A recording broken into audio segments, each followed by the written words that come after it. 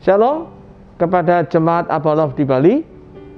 Saya percaya dan berdoa setiap kita tetap dalam keadaan sehat seutuhnya. Ingat, sehat seutuhnya berbicara tentang jasmani kita, berbicara tentang jiwa kita, pikiran, perasaan kita, dan tentunya rohani kita.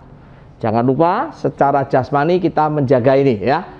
Hand sanitizer juga masker. Jemaat yang dikasihi Tuhan, minggu ini baik ibadah kita di pagi, siang, sore atau malam, saya ingin mengingatkan satu hal lagi. Penatua ingin mengingatkan tentang kehidupan jemaat mula-mula.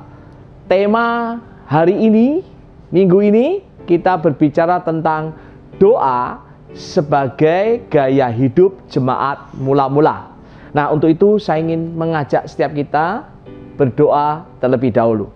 Tuhan Yesus, kami akan belajar tentang kehidupan doa, bertekun dalam doa, seperti kehidupan jemaat mula-mula, seperti jemaat di Kisah Rasul 2 atau 4. Kalau kami belajar, kami menggali firman Allah, kami ingin disebut orang berbahagia yang mendengar dan melakukan. Orang yang berbahagia mendengar dan melakukan. Orang yang bijak mendengar dan melakukan. Terima kasih untuk hari ini. Di dalam nama Tuhan Yesus kami berdoa dan mengucap syukur. Amin. Jemaat Abba Love yang dikasihi Tuhan, beberapa saat ini, mungkin sekitar 2-3 bulan, kita banyak berbicara tentang kehidupan jemaat mula-mula. Hari ini kita akan melanjutkan proses itu, khususnya tentang doa. Doa sebagai gaya hidup jemaat mula-mula. Saya ingin tetap mengingatkan pada jemaat Abba Love di Bali. Yang pertama, bahwa Allah tetap berdaulat terhadap situasi apapun yang terjadi hari-hari ini. Khususnya dalam suasana pandemi COVID-19 ini. Saya ingatkan, Tuhan tetap berdaulat. Hal yang kedua, saya ingin memastikan bahwa segala sesuatu tetap dalam seizin Tuhan. Seizin Tuhan artinya apa? Kalau ada orang mereka-reka kejahatan, manusia mereka-reka kejahatan, Allah tetap dalam kedaulatannya, tetap mengizinkan untuk kebaikan untuk setiap kita orang percaya. Allah merancangkan rencana yang damai sejahtera, penuh harapan, dikatakan di Yeremia 29. Kondisi yang tidak menyenangkan, kondisi yang mengerikan pada zaman Yeremia bernubuat, tapi Tuhan betul-betul menjaga kehidupan bangsa Israel. Bahkan Nehemia 13 ayat 2 mengatakan, kutuk itu bisa dirubah menjadi berkat bagi bangsa Israel, khususnya kita sebagai orang Israel rohani. Dan dalam proses ini kami para penatua di Bali, Pak Petrus, Pak Doni, saya dan pemimpin-pemimpin mempercayai bahwa hari-hari ini, situasi ini, Allah sedang mengembalikan kepada kehidupan yang disebut new normal. Bahkan kehidupan yang sebenarnya, yang sejatinya.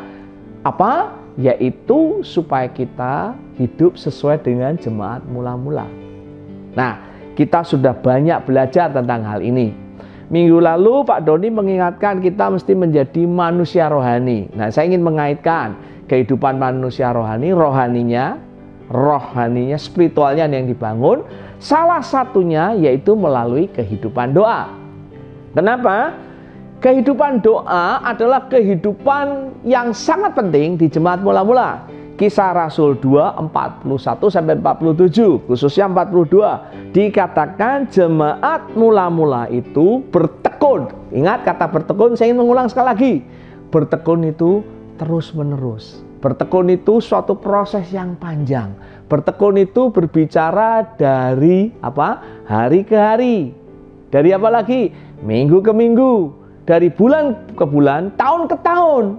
Ya, terus-menerus. Bertekun dalam apa? Dikatakan pertama bertekun di dalam pengajaran rasul-rasul. Bertekun di dalam persekutuan. Minggu lalu atau 2 minggu yang lalu saya membahas secara khusus. Dikatakan bertekun dalam memecahkan roti atau mengenang korban Yesus di kayu salib. Yang terakhir adalah bertekun dalam doa. Nah, ini akan menjadi poin yang sangat penting. Makanya tema hari ini tentang doa sebagai apa? Gaya hidup jemaat mula-mula. Nah, banyak orang memberikan banyak definisi tentang doa. Salah satunya doa, DOA, dialog orang dengan Allah, ya. Doa berkata nafas kehidupan orang-orang percaya. Betul. Nah, saya ingin membahas secara konsepnya, ya, pemahaman yang sederhana dan bagaimana nanti kita prakteknya. Karena apa? Hari-hari ini jemaat banyak dituntut praktek, melakukan, bukan mendengar tapi melakukan. Disebut orang bijaksana, disebut orang yang membangun di atas batu karang yang teguh, ya. Nah, kita tahu banyak macam tentang ajaran doa. Kita tahu juga macam-macam orang menyebut macam-macam doa. Contohnya ada yang disebut doa syafaat, doa pribadi, doa peperangan rohani, doa korporat, ya, doa pagi, doa siang, doa malam, ya, doa apalagi doa mendatangkan berkat, doa untuk ibadah dan sebagainya. Nah, saya tidak sedang membahas itu, tapi saya ingin membahas hal-hal yang paling esensi dan prinsip.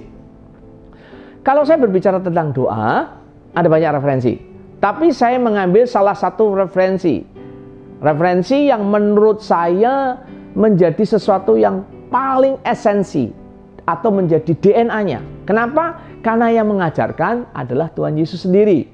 Kalau kita nanti membaca di dalam Matius 6, ya, ketika Tuhan Yesus mulai berkhotbah di Matius 5 dikatakan khotbah di bukit, dia menyinggung di Matius 5 sampai 8 tuh Yesus khotbah di bukit, ya. Nah, ada salah satu yang diajarkan Tuhan Yesus yang menurut saya penting dan akan menjadi gaya hidup di Kisah Rasul, yaitu tentang doa. Nanti kita akan membaca di Matius 6 9 sampai 13, ya. Di dalam Alkitab mencatat Tuhan Yesus mengajarkan murid-muridnya. Tuhan Yesus mengajarkan orang-orang yang waktu itu mendengarkan khotbah, mengajarkan pada semua orang yang hadir ketika dia ada di khotbah di bukit. Dia mengatakan kalau engkau berdoa, berdoa seperti ini. Nah, banyak orang mengambil kata-katanya, letternya, bahkan menjadi doa Bapa kami menjadi doa yang diulang-ulang. Tidak salah. Doa yang terus diulang-ulang sampai hari ini. Tapi yang saya ingin ingatkan, kalau kita berbicara doa Tuhan Yesus, saya ingin kita coba memaknai begini. Apa yang menjadi esensinya? Apa yang menjadi DNA-nya ketika Tuhan Yesus mengatakan doa itu? Misalnya, doa Bapa kami, gitu ya. Bapa kami yang ada di surga. Nah, saudara-saudara, kalau kita lihat doa Bapa kami berbicara tentang mengatakan doa itu adalah sebuah hubungan kita dengan Allah. Nah, ya. Dikuduskanlah namamu. Berbicara apa? Kita itu harus menghormati Allah, ya, menguduskan Allah, ya. Terus apa? Datanglah kerajaanmu. Nah, saudara, saya melihat ada beberapa proses di sini. Paling tidak saya menemukan ada 5 hal yang mendasar Tuhan Yesus ajarkan. Doa itu berbicara tentang hubungan kita dengan Allah, relasi kita dengan Allah, hubungan kita dengan Allah. Doa itu berarti kita mengagungkan nama Tuhan, kita bersyukur pada Tuhan, boleh menguduskan nama Tuhan. Doa yang ketiga berarti apa? Doa berarti kita berkaitan dengan kerajaan Allah. Tujuannya adalah supaya kerajaan Allah dinyatakan. Supaya apa? Keselamatan dinyatakan. Supaya apa? Kita bisa memberitakan kabar baik. Supaya apa? Kita bisa memberikan apa? Pertolongan buat orang lain. Supaya kita memberikan kelepasan buat orang lain. Kita bisa menyatakan pekerjaan-pekerjaan ilahi Allah. Itu bicara tentang kerajaan Allah. Dikatakan di situ, berilah kami rezeki pada hari ini. Doa itu adalah doa kita bisa meminta pada Tuhan. Seperti kita meminta kepada ayah kita. Kita meminta bantuan kepada orang-orang yang kita hormati, ayah ibu kita, ya. Nah, boleh doa itu berbicara tentang permintaan kita. Kemudian doa itu berbicara tentang apa? Doa itu berbicara tentang hubungan kita dengan sama. Ampunilah seperti apa? Tuhan, ampunilah dosaku seperti aku mengampuni orang lain. Katakan seperti itu. Kita berdoa membangun hubungan dengan sesama kita, relasi. Kalau ada yang salah mesti diampuni supaya hubungan kita dekat. Nah, yang terakhir, doa itu berbicara tentang penjagaan Allah atas hal-hal yang jahat. roh-roh jahat, berbicara tentang peperangan rohani. Nah, saya ingin mengingatkan proses doa ini, DNA-nya, bukan hanya kata-katanya. Jadi kalau kita bisa menyimpulkan dalam proses doa ini, berbicara tentang apa? Esensinya adalah kehidupan kita dengan Allah dan sesama kita. Saya ulang, esensinya adalah supaya kita dengan Allah dekat dan dengan sesama dekat. Loh Pak Beta, itu kan ada dua peperangan roh. Iya, supaya kita dijauhkan dari pekerjaan-pekerjaan iblis, kita tetap punya hubungan dengan Allah, kita mempunyai hubungan dekat dengan sesama manusia. Nah, ini yang penting, yang mesti kita sadari. Nah, kalau saya mengaitkan doa tidak terpisah sendiri. Ingat, gaya hidup orang percaya di Kisah Rasul 2 dan 4 itu berbicara ada 4 hal penting. Yang satu, pengajaran Rasul, persekutuan, memecahkan roti, dan berdoa. Nah, kehidupan ini tidak bisa dipisahkan. Ingat, kopi, susu, tidak bisa dipisah-pisahkan. Kehidupan ini menjadi satu rangkaian, menjadi sesuatu keesaan, keutuhan satu sama lain. Nah, saya juga mengingatkan juga, di dalam banyak saya berkhotbah mungkin 2, 3, 4 bulan ini, saya mengingatkan, kalau hari-hari ini Tuhan sedang mengingatkan kita kepada jemaat mula-mula. Nah, jemaat mula-mula itu apa? Kalau kita melihat dari sejarah gereja, jemaat mula-mula kata gantinya adalah keluarga. Jemaat di keluarga. Ya. Zaman dulu ibadah seperti minggu yang biasa kita lakukan sebelum Covid itu tidak ada. Sampai abad keempat ketika Kaisar Konstantinopel bertobat mengundang orang beribadah secara gedung. Nah, kalau kita melihat sejarah gereja, jemaat itu artinya ya di keluarga, ibadah itu di keluarga. Ingat, yang memimpin siapa? Yang memimpin adalah ayahnya, bapaknya, ya, ibu dan anak-anak. Kalau dia single parents, ya mamanya, ya. Kalau ayahnya sudah meninggal. Tapi idenya adalah komunitas keluarga. Itu menjadi intinya. Kalau kita melihat kebudayaan orang Israel, masih ingat Ulangan 6, itu juga berbicara tentang keluarga, ayah memimpin. Nah, saya ingin balik pada proses ini. Jadi kalau saya bicara dengan doa, doa itu adalah hubungan Allah dan sesama. Dengan Allah, saya tidak akan perlu menerangkan. Saya dengan Allah, dialog dengan Allah.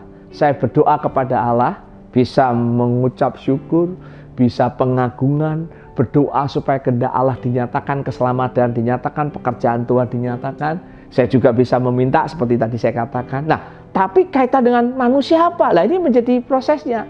Nah, Bapak Ibu Saudara sekalian, dengar baik-baik, jemaat. Kita ketika berdoa dengan Allah, bukan hanya kepada Allah saja, tapi ingat, doa itu relasi antara Allah dan manusia. Loh, Pak Beta maksudnya apa? Saya akan kasih contohnya supaya kita tidak hanya berbicara tentang doa dalam abstrak saja. Tapi things to do-nya apa? Kalau tadi saya mengingatkan doa itu dikaitkan dengan sebuah keluarga.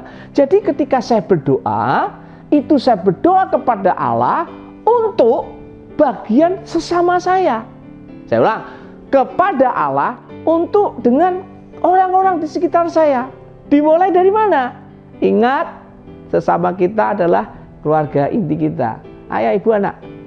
Dengan keluarga besar kita. Dengan siapa? Komunitas kita. Bisa berupa grup mentoring kita, grup pembapaan kita, grup pembinaan kita, dengan komsel kita, dan dengan jemaat lokal kita, dan tentunya tubuh Kristus. Nah, perlu kita sadari proses itu. Jadi prakteknya bagaimana Pak Beta? Bapak Ibu, kalau saya berbicara tentang kehidupan doa menurut Kisah Rasul, yang saya lakukan pertama, saya berdoa kepada Tuhan, kepada Dia. Saya berdoa bukan hanya kepada Tuhan saja. Saya berdoa tentang siapa? Tentang orang-orang di sekitar saya. Saya punya waktu, pertama, tentunya saya akan mendoakan hidup saya sendiri. Supaya apa? Mendatangkan kerajaan Allah. Supaya apa? Supaya saya bisa mengikuti apa yang jadi rencana Allah. Supaya saya bisa menangkap isi hati Tuhan. Ya, supaya Tuhan menjauhkan dari hal yang jahat. Tentunya. Oke. Tapi doa saya tidak untuk pribadi saya sendiri. Bukan untuk hanya suatu kebutuhan, tidak. Doa bukan hanya untuk kebutuhan. Rencana Allah dalam hidup saya. Yang kedua, nah ini penting. Doa saya untuk siapa? Orang-orang di sekitar saya. Siapa? Istri? Siapa? Anak-anak saya. Elena, Besaliel, Elizabeth. Saya memastikan mendoakan dia. Bapak Ibu, bapak-bapak, pria-pria, atau single-single, teman-teman yang belum menikah, pastikan kau mendoakan keluarga intimu. Setiap hari saya punya waktu untuk mendoakan mereka. Loh, Pak Peta, yang didoakan apa? Loh, sebentar. Bukan hanya kesehatan saja loh. Nggak salah. Bukan hanya tentang apa? Masa depan mereka. Nggak salah. Jodoh mereka, pekerjaan mereka, nggak salah. Tapi ingat, doa itu adalah hubungan dia dengan Allah. Doa itu berbicara tentang pengagungan dia dengan Allah. Saya mendoakan bagaimana Eliana dekat dengan Tuhan, hubungannya dia dengan Tuhan, bagaimana dia melaksanakan atau menggenapkan rencana Allah dalam hidupnya. Bagaimana saya mendoakan Eliana supaya apa? Supaya dia punya hati untuk melayani jiwa-jiwa. Saya berdoa supaya ada permintaan khusus dalam hidup dia, mimpi-mimpi dia. Saya mendoakan proses seutuhnya. Ya. Demikian untuk Bella dan Elizabeth. Nah, saya akan ringkas, mengaitkan dengan yang sedang kita belajar tentang kopi ya. Saya mengaitkan supaya kita, Pak, caranya kita berdoa yang thanks to do yang praktis gimana? Gampang. Saya akan berdoa untuk Eliana. Doa saya biasanya begini, ya. Tuhan Yesus, aku berdoa hari ini untuk Eliana. Doaku satu, saya mengingatkan dia adalah gambar dan rupa Allah. Masih ingat ya? Kejadian Eliana dahsyat dan ajaib. Bagi banyak orang dia tanda ajaib. Aku berdoa supaya dia dalam hidupnya melakukan kehendak Allah, bukan kehendak dia sendiri. Aku berdoa supaya apa yang benar, mulia, adil, suci, manis, sedap didengar, patut dipuji, ada belas kasihan, ada kemurahan, ada kebaikan terjadi dalam kehidupan dia. Aku berdoa supaya rencana Allah jadi atas hidup dia. Rencana Allah menjadi mimpi-mimpi dia, kehendak Allah secara khusus atas kehidupan dia terjadi. Ya, bahwa itu khususnya untuk dia melakukan proses mentoring, coaching, ya, dengan nilai kerajaan Allah untuk ibu-ibu, khususnya ibu-ibu yang punya anak kebutuhan khusus.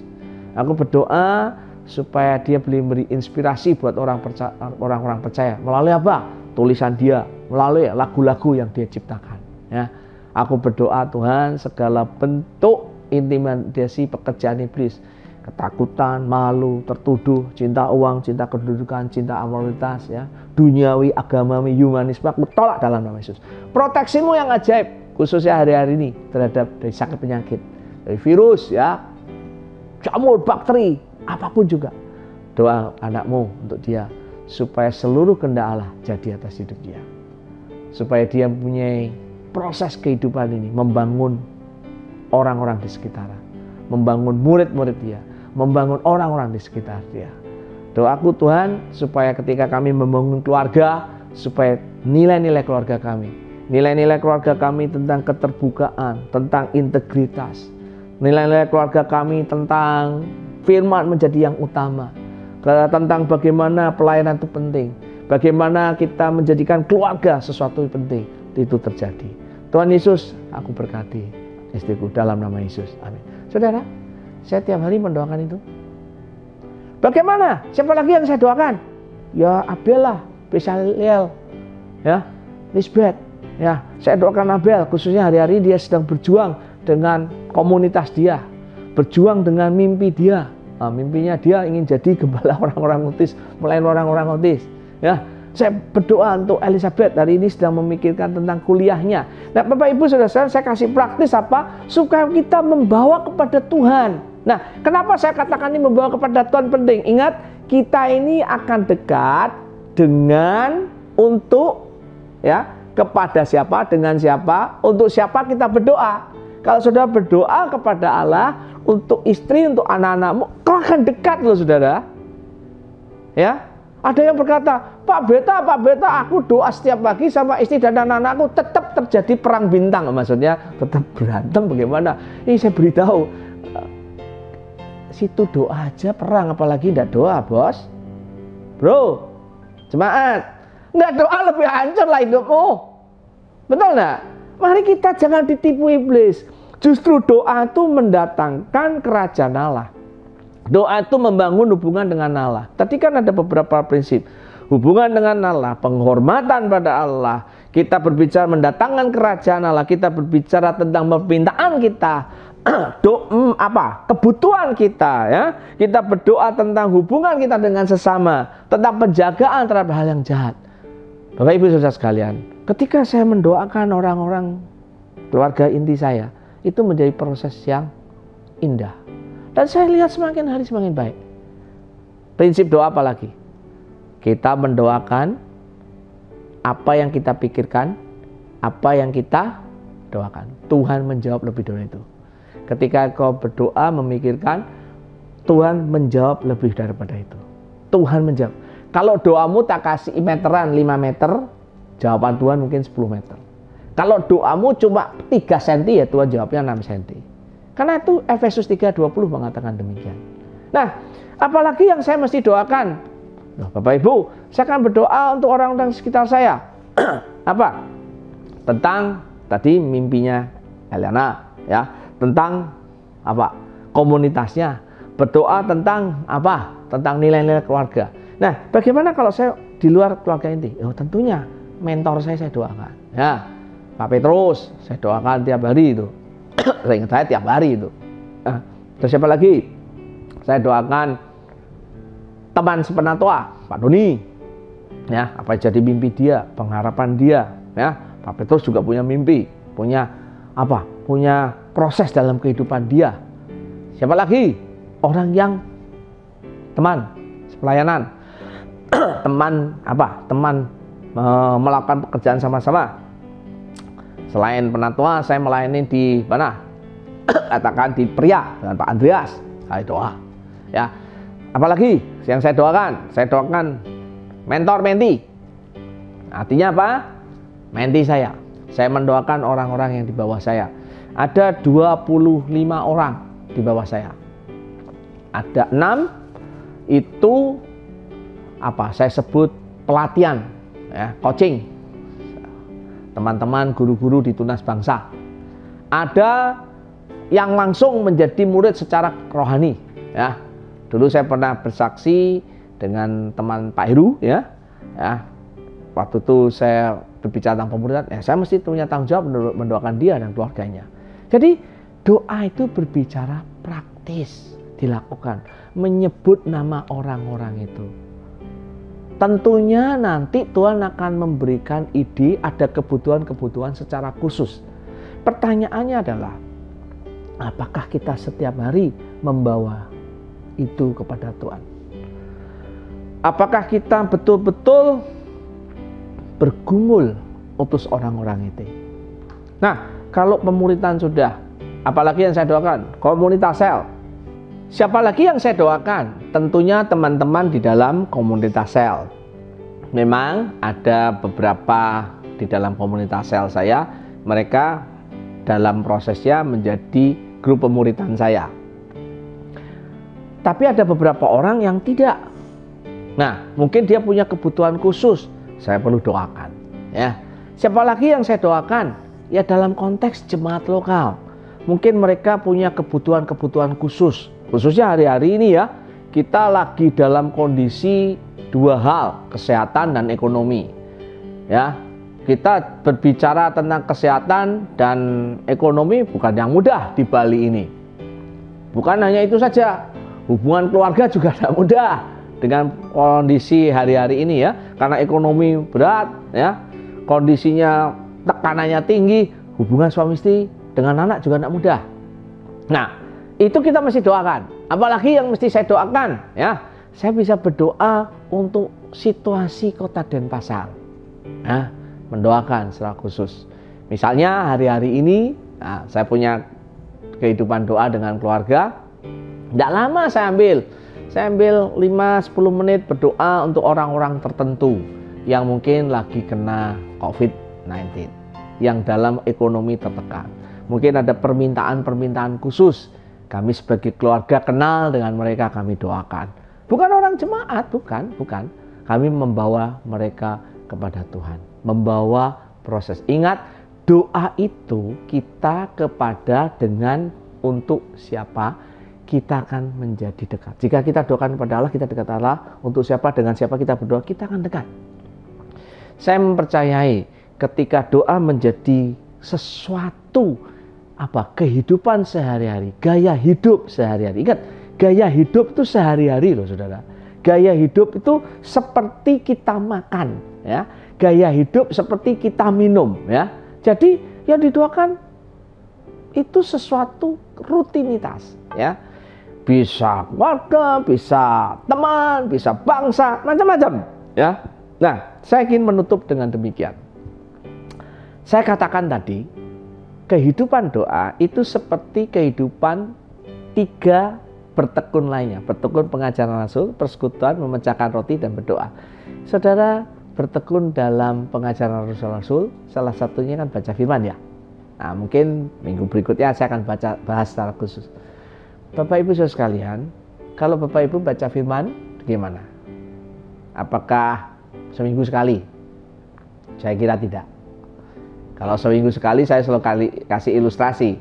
Kita makan berapa kali? 3 kali. Boleh nggak kita makan seminggu sekali aja? Kita gabung aja. Makan kira-kira 10 piring, 20 piring. Kan tak bisa. Mesti continue. Karena kata bertekun tadi, terus menerus. Proses yang panjang, ya. Proses yang berulang-ulang. Bertekun itu berulang-ulang. Nah, sama dengan doa. Kehidupan doa di dalam Kisah Rasul 2 tentang bertekun di dalam doa adalah terus-menerus. Pertanyaannya adalah, apakah engkau mendoakan keluargamu setiap hari? Apakah engkau mendoakan komunitasmu, grup mentoringmu, anggota komselmu setiap hari? Apakah engkau mendoakan bagian dari jemaat lokal? Ya, banyak pelayanannya. Apakah itu berbicara pribadinya? Apakah engkau juga mendoakan sahabat-sahabatmu di luar jemaat lokal, tubuh Kristus? Ada yang berkata, Pak Beta, saya ingin mendoakan bangsa. Oh, silahkan. Pertanyaannya adalah, apakah itu menjadi gaya hidup? Terus menerus. Pak Beta, kalau Pak Beta doanya gimana? Wah, ada banyak cara. Bangun tidur, saya ambil waktu beberapa menit berdoa. Biasanya saya ada olahraga pagi, itu lumayan waktunya, ya. Saya ngantar Abel lari, di situ saya berdoa, ya.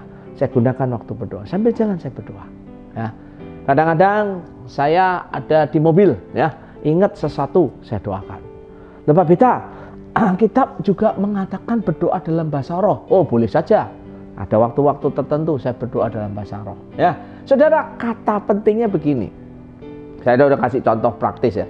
Adalah terus menerus. Secara konsep sudah tak kasih. Ada beberapa proses, ada hubungan dengan Allah, penghormatan, kita mendoakan rencana Allah, kita hubungan dan sama. Ya, tadi saya sebutkan. Jadi doa adalah sebuah proses, saudara, kehidupan. Nah, ingat, bukan hanya konsepnya, tapi yang paling penting saudara melakukannya pada.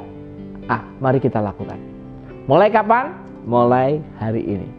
Ya, ketika saudara membangun kehidupan doa, ada sesuatu yang berbeda. Kenapa jemaat mula-mula begitu dahsyat dan luar biasa kedekatannya antara Allah, dia dengan Allahnya, dia dengan Tuhannya, dengan komunitasnya kuat. Kenapa? Didasari dengan kekuatan yang luar biasa, kekuatan ilahi, yaitu doa. Saya berdoa, setiap kita mau berdoa setiap hari. Nanti sebelum kita mengakhiri, saya berharap setiap kita bisa berdiskusi beberapa hal yang penting, yang praktis di keluarga kita atau di komunitas kita. Tapi sebelum saya akhiri, saya ingin mengajak kita berdoa. Tuhan Yesus, sebentar kami akan berdiskusi praktek doa kami. Praktek doa kami dalam kehidupan kami sehari-hari. Engkau tolong supaya kami menjadi pendengar dan pelaku. Terima kasih untuk hari ini. Di dalam nama Tuhan Yesus kami berdoa dan mengucap syukur. Kita yang percaya berkata, amin.